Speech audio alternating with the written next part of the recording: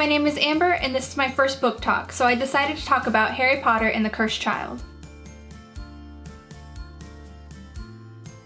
If you haven't heard already, which I would be very surprised, this is the book adaptation of the play that just came out in London recently, and since it isn't in the US yet, this book is a great way for us to know what the story is about and read the plot. Now overall I did enjoy this, but I did have a lot of problems with it as well. I ended up giving it somewhere between 3.5 to 4 stars. I wasn't sure where I wanted to rate it, that's how conflicted I was with this, but I overall did enjoy it. If you haven't read this already, I would leave now. I am going to be talking about spoilers in the book. If you have read it, please leave a comment down below and let me know what you think.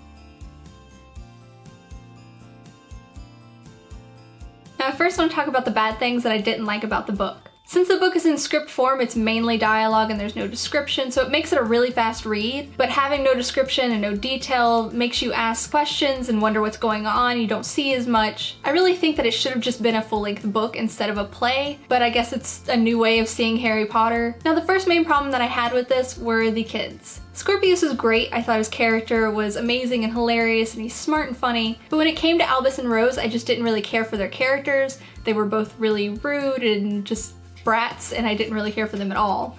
While I know this is a story about Albus growing to be who he is and understanding his relationship with Harry, some of the things that he said to his own father I could never imagine any kid ever saying. It just was really rude and really disrespectful. I also think there were a lot of characters that were missing, including some of the other kids. You never got to see them even once.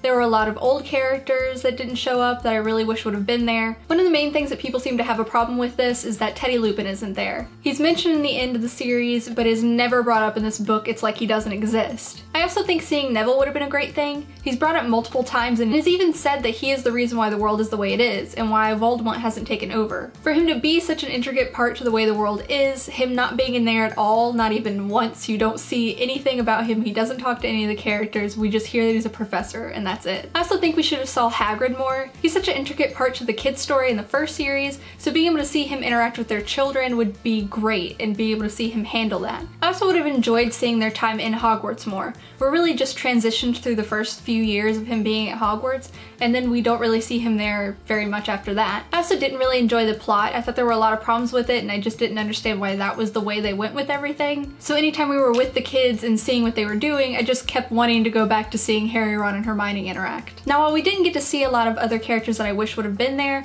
we did get to see some of the past characters who have moved on come back. We got to see an alternate universe with Snape, which was really great, and we got to see a few conversations between Harry and Dumbledore again. I also really enjoyed the fact that it started off with the epilogue from the final book. We got to kind of experience like it was just continuing straight on from there. And of course it was just great being in this world again, being able to experience the magic and the adventure and just seeing how this world works was always great. Now while I didn't enjoy Albus as much as a character, his relationship with Scorpius was the most hilarious, adorable thing I'd ever seen. I absolutely loved those two together and I think they work really well off of each other. Now one problem I kept hearing about was how people were disappointed that Draco wasn't the evil, horrible person that he was in the beginning of the series. And I honestly think it was great. We got to see who he really was. And all the time throughout the series, he's doing these things because he was born into this family and thrown into that side of this world. He didn't want to do the things he had to do, and he was just doing that to protect himself and his family. So being able to see him find a wife and be happy and finally find his place in the world and have such a caring, kind son, it was really amazing to see. Plus his interactions with Harry and everyone were just great, and being able to see that those friendships come together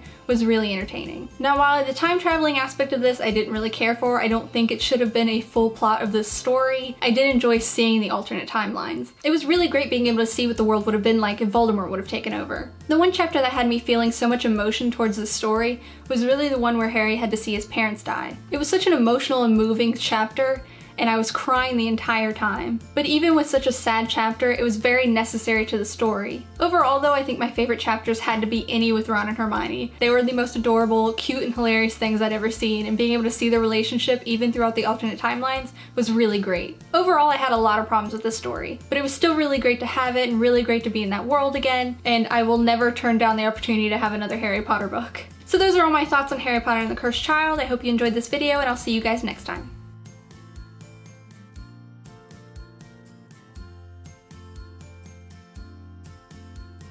Dumbledore. Hermione.